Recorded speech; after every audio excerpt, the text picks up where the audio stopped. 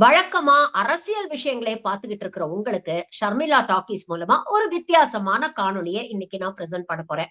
அதாவது இது கற்பனையா இருந்தாலும், அந்த எடிட்டருடைய கற்பனைய உண்மையிலேயே பாராட்டணுங்க. ஏன்னா, இந்த காணொளிய பார்த்தோனே மனசும், வயரும் நிறைஞ்சு போச்சு அப்படின்னு தான் சொல்லணும். அவ்ளோ இன்ட்ரஸ்டிங்கா இருந்தது. வித்தியாசமா இருந்தது. பார்த்துட்டு ஒரு லைக்க போட்டுட்டு எடிட்டருக்கு ஒரு பாராட்டியும் போட்டுருங்க.